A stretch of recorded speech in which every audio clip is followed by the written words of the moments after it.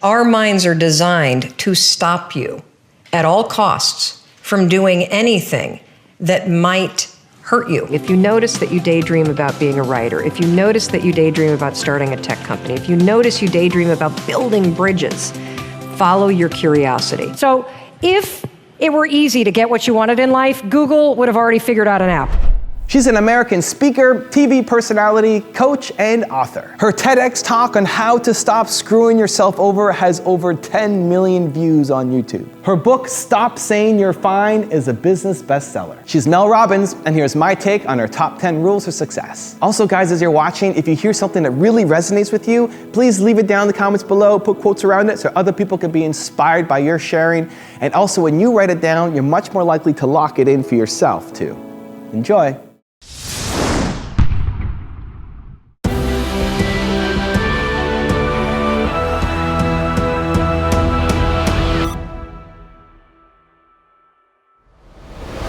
We bought into this complete falsehood that at some point you're going to have the courage. At some point you're going to have the confidence, and it's total bullshit. Frankly, are we allowed to swear on this show? Absolutely. Okay, it's complete garbage, and so there are so many people in the world, and you know, you may be watching this right now, and you have these incredible ideas, and what you think is missing is motivation, and that's not true, because the way that our minds are wired.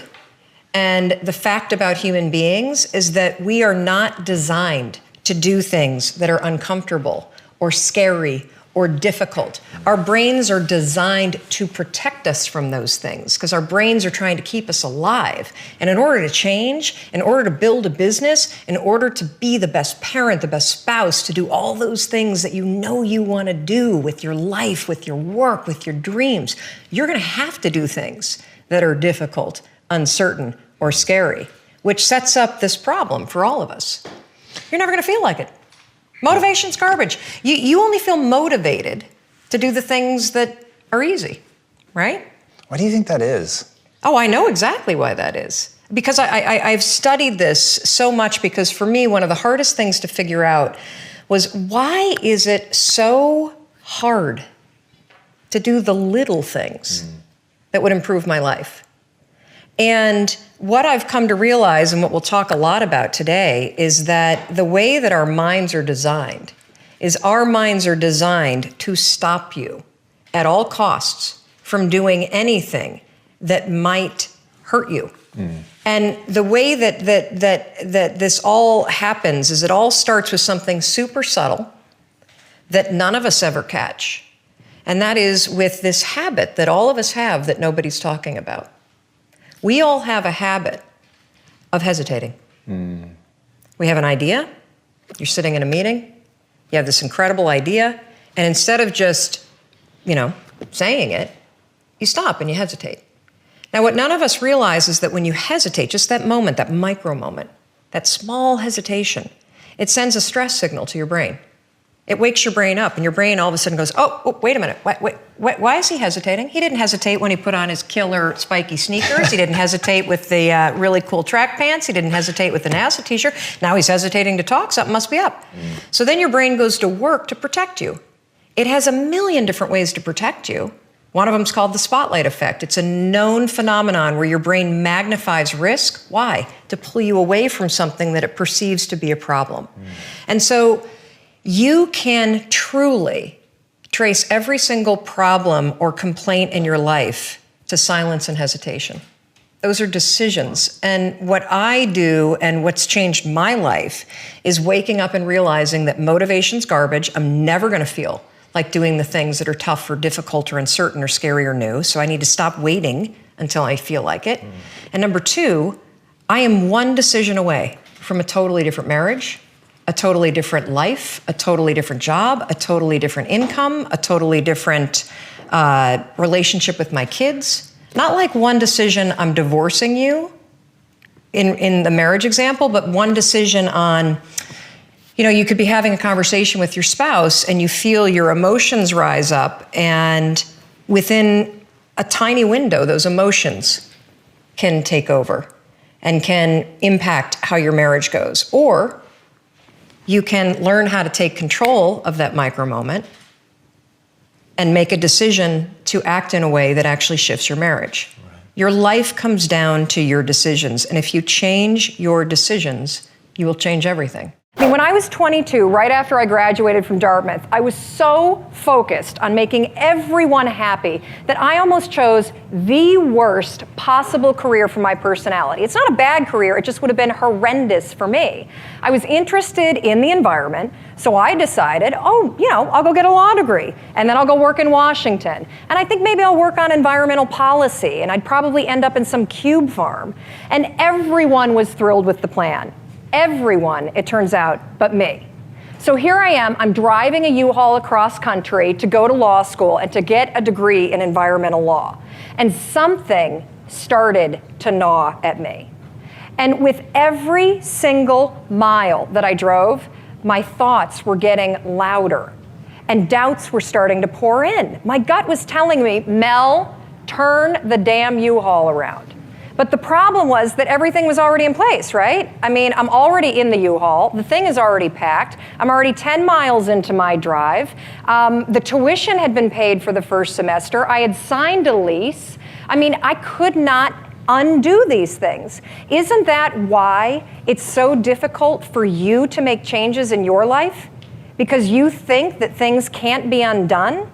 The fact is, any excuse that you come up with, you can undo. Tuition can be reimbursed, apartments can be leased, Plan B can be invented. So I got up, I repacked that U-Haul, and I drove out of town. I let myself make a U-turn in life. If you ever find your gut battling your head, save yourself the drama. I guarantee you your gut is right. Guarantee you your excuses can be undone. And I guarantee you you can make a U-turn in your life right now if you want to.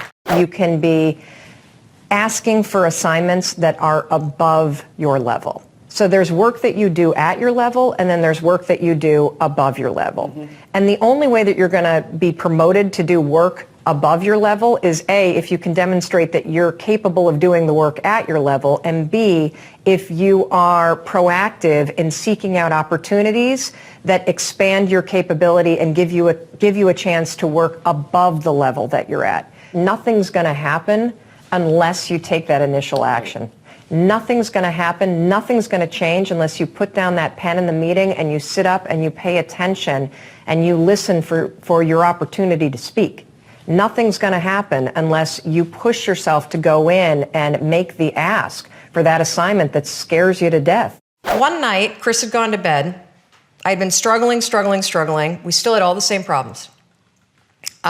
We still had a lien on the house, still facing bankruptcy, still fighting like crazy. I was still unemployed. They still hadn't figured out like the solution yet for the business. And I was about to turn off the TV, and there on the TV, there was this rocket launching, and I thought, oh my gosh, that is it. I am going to launch myself out of bed like a rocket ship, like NASA right here had launched me out of that bed. And I'm going to move so fast that I don't think. I'm going to beat my brain. Now, here's a really interesting point. I talk a lot about your instincts and inner wisdom. And we can get into this a little bit later, but a lot of us talk about the fact that you have a gut feeling. But what all this research that I've done for the book and all the speaking that I do, what I've discovered that's fascinating is actually when you set goals, when you have an intention on something that you want to change about your life, your brain helps you. What it does is it opens up a checklist, and then your brain goes to work trying to remind you of that intention that you set. And it's really important to develop the skill, and I say that word purposefully, the skill of knowing how to hear that inner wisdom and that intention kicking in and leaning into it quickly. So for me, my brain saying, that's it, right there, move as fast as a rocket, Mel. I wanted to change my life. And I think most people that are miserable or that are really like dying to be great and dying to have more, we want to change. We want to live a better life. We want to create more for our families. We want to be happier. The desire is there.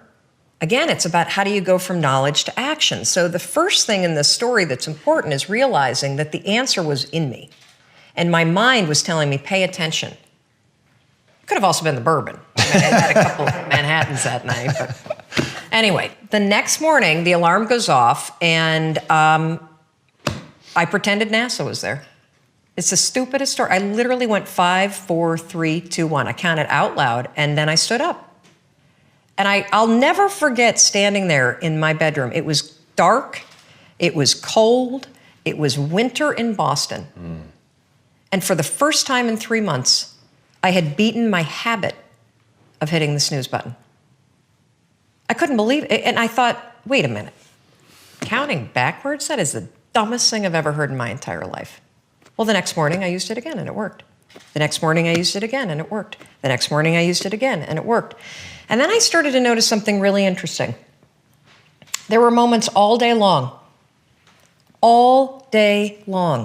just like that 5-second moment in bed, where I knew, knowledge, what I should do. And if I didn't move within 5 seconds, my brain would step in and talk me out of it. Every human being has a 5-second window, might even be shorter for you. You have about a 5-second window in which you can move from idea to action before your brain kicks into full gear and sabotages any change in behavior. Because remember, your brain is wired to stop you from doing things that are uncomfortable or uncertain or scary. It's your job to learn how to move from those ideas that could change everything into acting on them. I think you have to be really in tune with your impulses and with your natural state of curiosity. And your curiosity and the things that you're naturally drawn toward, that's the guide. If you could spend hours singing, if you could spend hours baking, if you could spend hours writing, if you could spend hours learning code, that's a huge signal that that's something that you're really innately interested in. And so if you're curious about something, if you notice that you daydream about being a writer, if you notice that you daydream about starting a tech company, if you notice you daydream about building bridges, follow your curiosity. And you can do that a number of ways. First of all, Google it. There are millions and millions of pages out there on the web that are related to what you're interested in. Secondly, find an online course. Most of the major universities are offering their courses online for free. Third, buy a book about it. Put yourself in a collision course with the thing that you're curious about, and you will get closer and closer and closer to figuring it out. What about when someone can't realize or identify their own negative feelings? Someone that has been conditioned to live in negative feelings and believes that that's normal. This question comes from Basso Anna Denegada. It is your normal. You're right. It's a really, first of all, I'm sorry that that's been your experience of life, because that really stinks, and it doesn't have to be that way. But here's where I want you to go. What's interesting about what you said is the fact that these feelings are normal, okay? Normal just means you're used to them, but you don't have to live with them. So even though you're so used to these negative feelings and these feelings of doubt, you still don't like them. You still have the ability to stop that. So I want you to think of a moment in time when you were really happy. Like, it could be a memory from being little, it could be something that you dream of doing. And I want you to come up with something really specific about that moment, okay? Like, think about what you were wearing, or think about the blue sky. That is going to be what I call your anchor thought. Every time from this moment forward that you wake up or you find yourself drifting to those normal feelings of, I'm a loser, I'm worthless, I'm never going to find love. They may be things that you're used to thinking, but that doesn't matter, because you can change them. The second that you feel that, you've drifted over into that thought, and I keep coming over here because when you start using the rule, you're going to start to literally feel which part of your mind you're using. The worries kind of happen here. I want you to 5, 4, 3, 2, 1, and then I want you to insert this vision of yourself where you felt really good. And if you can't think of one, invent one. How would you feel if you were in love? How would you feel if you loved yourself? How would you feel if you did that thing that you're scared of, that you keep talking yourself out of? That's your anchor thought. Now, when you first start using the rule, particularly when you're breaking a habit of thinking negative thoughts, When you first start doing it, you may need to use the 5-second rule 73 times in one day. That's okay. I had to do it like that when I was first using the rule to cure myself of anxiety.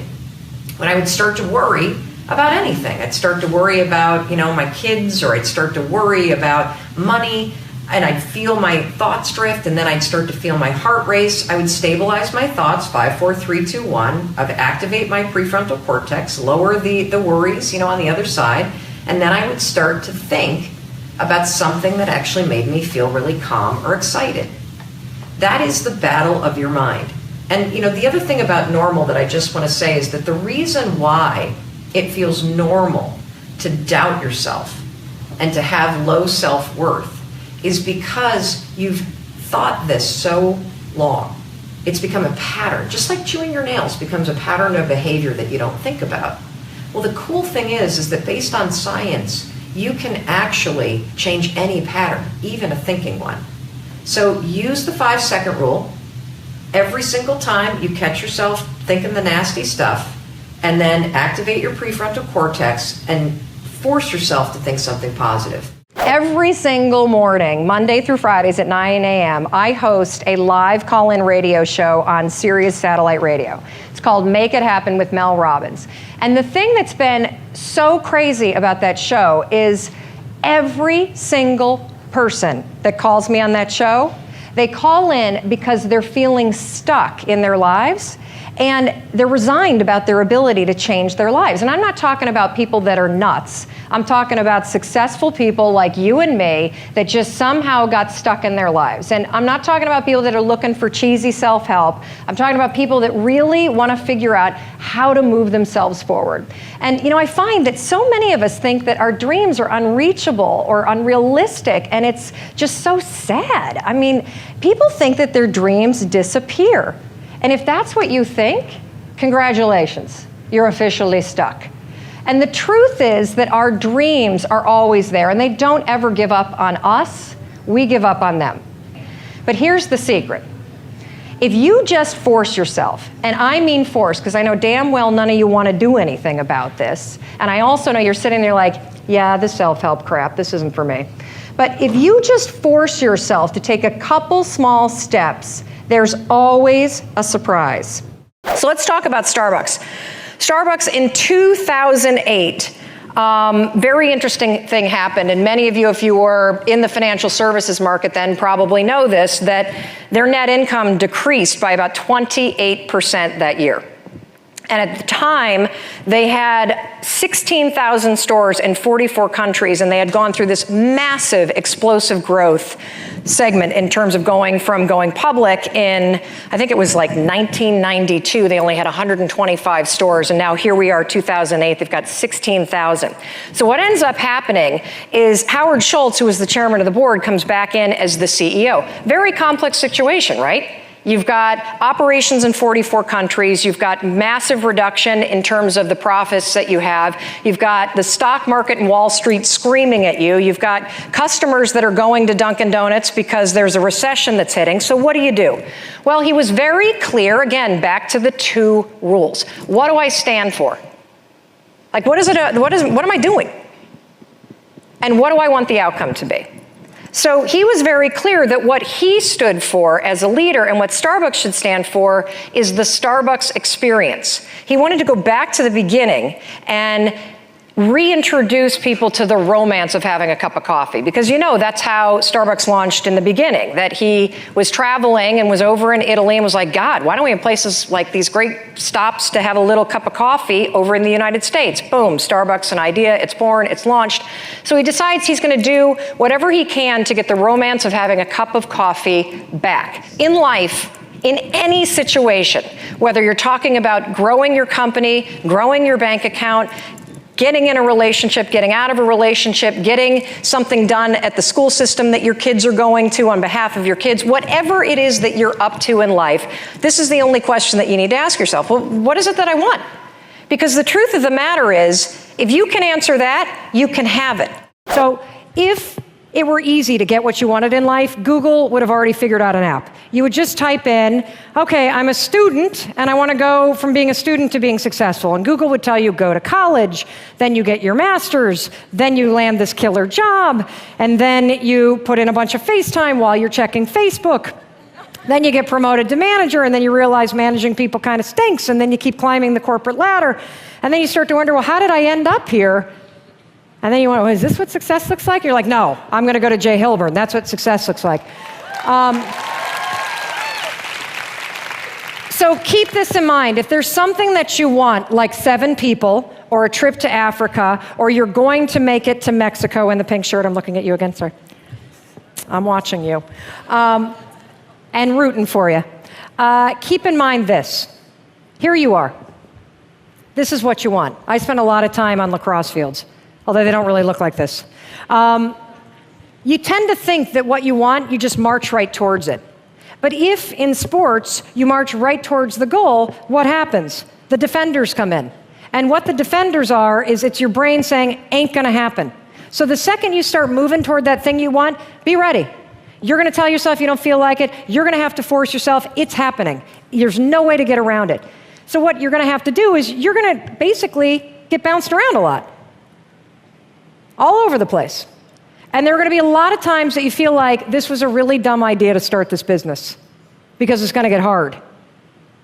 And I wanna remind you about something.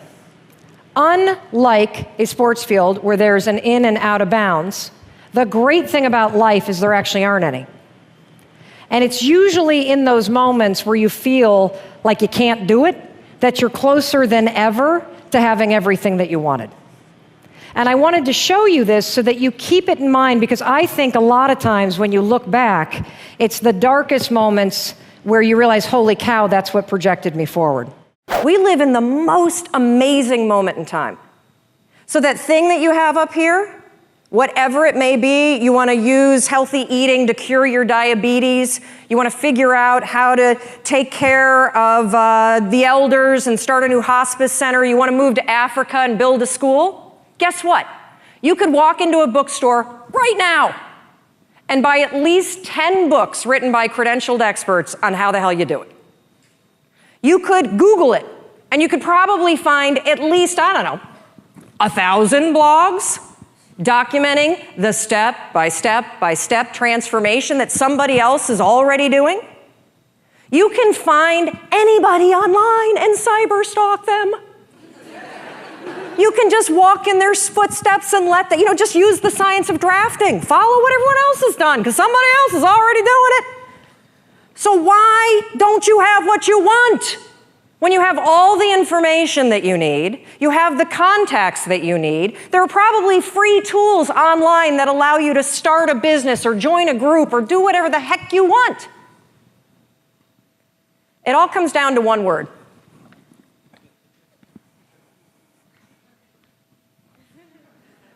Shut the front door, you know what I'm talking about? The F-bomb. It's everywhere. You hear it all the time, and I honestly don't understand what the appeal is of the word. I mean, you don't sound smart when you say it. And it's really not expressing how you really feel. It's sort of a cheap, shot to take. And of course, I'm talking about the word fine. How you doing? Oh, I'm fine. Oh, really? You are? Dragging around those extra 40 pounds? You're fine? Feeling like roommates with your spouse? And you're fine? You haven't had sex in 4 months? You're fine? Really? I don't think so. But see, here's the deal with saying that you're fine. It's actually genius. Because if you're fine, you don't have to do anything about it. But when you think about this word fine, it just makes me so angry. I mean, here we are at a conference about being alive, and you're going to describe the experience of being alive as fine? What a flimsy and feeble word. If you're crappy, say you're crappy. If you're amazing, say you're amazing. Tell the truth. And this not only goes for the social construct, I don't want to burden you with the fact that I hate my life, or, hey, I'm amazing, but that would make you feel terrible. The bigger issue with fine is that you say it to yourself. That thing that you want, I guarantee you, you've convinced yourself that you're fine not having it. That's why you're not pushing yourself. It's the areas in your life where you've given up, where you've said, oh, I'm fine. My mom's never going to change, so I just can't have that conversation. I'm fine. You know, we got to wait until the kids graduate before we get divorced, so we'll just sleep in separate bedrooms. I'm fine. I lost my job. I can barely pay my bills, but whatever. It's hard to get a job. And, you know, one of the reasons why this word also just annoys me so much is scientists have calculated, oh yeah, I'm coming down. Scientists have calculated the odds of you being born. That's right, they've crunched the numbers. I see you up there. They have crunched the numbers on you. Yeah, no, you guys standing up, you want to sit down for this. They've crunched the numbers on you being born. And they took into account all of the wars and the natural disasters and the dinosaurs and everything else. And do you realize that the odds of you, yeah, right here, put your computer away, stand up for me, Doug. So the odds of Doug here, turn around, say hi to everybody. The odds, of Doug being born at the moment in time he was born, to the parents you were born to, with the DNA structure that you have, 1 in 400 trillion. Isn't that amazing? I'm so lucky. Yes. You're not fine, you're fantastic. You have life-changing ideas for a reason, and it's not to torture yourself. Thank you. Thank you, Doug. And you know, Christine was right when she said all of you could be on stage, because all of you, we're all in this category. 1 in 400 trillion. All day long, you have ideas that could change your life, that could change the world, that could change the way that you feel. And what do you do with them? Nothing. Oh, hopefully I won't moon you. You didn't pay for that. Thank you guys so much for watching. I made this video because Francesca Sugar Art asked me to. So if there's a famous entrepreneur that you want me to profile next, leave it down in the comments below and I'll see what I can do. I'd also love to know, what did Mel say that had the biggest impact on you? What was your favorite clip? And what are you gonna take from this video and immediately apply somehow to your life or to your business? Leave it down in the comments below and I'm gonna join in the discussion. Finally, I want to give a quick shout out to the guys from VNR Media. Thank you so much for picking up a copy of my book, Your One Word, and for the fun interview that we did on your channel. It was a blast and I'm excited to see where your channel goes, guys. Our guest today is Evan Carmichael, and Evan, he was recognized by Forbes as one of the world's top 40 social marketing talents. Inc. magazine rated him as one of the top 25 social media keynote speakers you need to know, and he had recently published a book called Your One Word. So thank you guys so much for watching. I believe in you. I hope you continue to believe in yourself and whatever your one word is. Much love. I'll see you soon.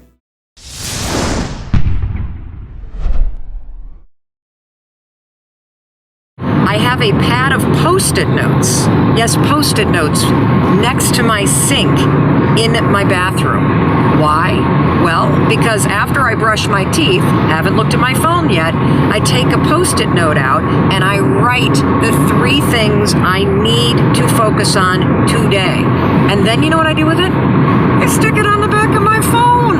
Now, why would I do that? Because I have my phone with me all the time. And so if it's on the back of my phone, I'm gonna get a visual cue to remind me and keep it top of mind so I stay focused on it. How is it that you see something larger for yourself? Well, the first thing that you have to do, the very first thing, is you have to get out of the weeds. Successful people are all in the weeds. The busier you are, the more you have going on. You know that old saying that everybody says, don't work in your business, work on your business? Well, we are all in the weeds. And the key to seeing something larger for yourself is getting out of the weeds. I mean, don't you feel like this dude? I know I do.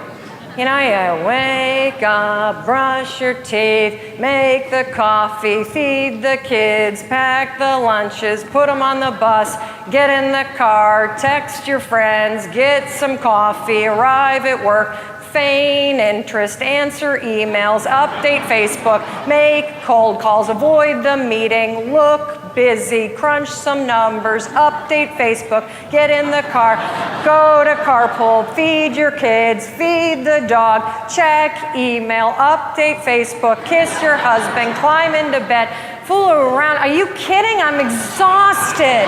Turn off the lights. I mean, I live in a two-household, thank you, entrepreneurial family. I'm exhausted. I'm busy. How the heck am I going to see something larger from my life when I have a business to run, when I have kids to take care of? Well, you have to get out of the weeds. And you know, the truth is there's some good news. And the good news is I heard about this pill that's in development. Yeah, I know, I'm waiting for it too. And you know, the problem though is I think that they're gonna have naming problems, forget it all. It seems like a kind of a bad name for a pill, even though I might take it now and again. So I thought before we jump into how you see something larger, I need to yank you out of the weeds first. So I'm gonna give you my advice for what I do in order to keep myself out of the weeds. And you guys don't need remedial personal development. I got that. I just feel obligated to give you some actionable things to do. Because if you don't plan your week out before the week starts, you're going to be in reactive mode. You're going to be running around. You're going to be chasing down the biggest thing that's happening in your life. You're going to be constantly responding. This is one of the most important things that you can do. If you're not married, if you're not living with somebody, do it for yourself.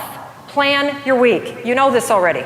The first thing that you need to do is you define what success looks like for you. And it's not $10 million in the bank. I'm sorry. It needs to be something bigger, a bigger purpose. What if somebody says it is $10 million in the bank to me? Well, yeah, I mean, the problem with saying it's $10 million in the bank is that when you finally get to the $10 million, typically those people feel pretty bankrupt. Because and that's what you're seeing, and that's what you're seeing in your work also. Absolutely, yeah. Absolutely. And so, you know, once you define it for yourself, I think the key is how do you then trick yourself, Donnie, into feeling successful every single day? You know, I've got a daughter that plays lacrosse. She's 9 years old. If I said to her, I'm only cheering for you when you score a goal, how do you think she'd feel during the game? She wouldn't play very well, that's for sure. So you've got to figure out how do you cheer for yourself and how do you feel successful while you're playing the game? Because it's not all about the goal. Okay, are there any tools to cheer for myself? Give me today. I want to feel better inside. I'm at home. I'm watching.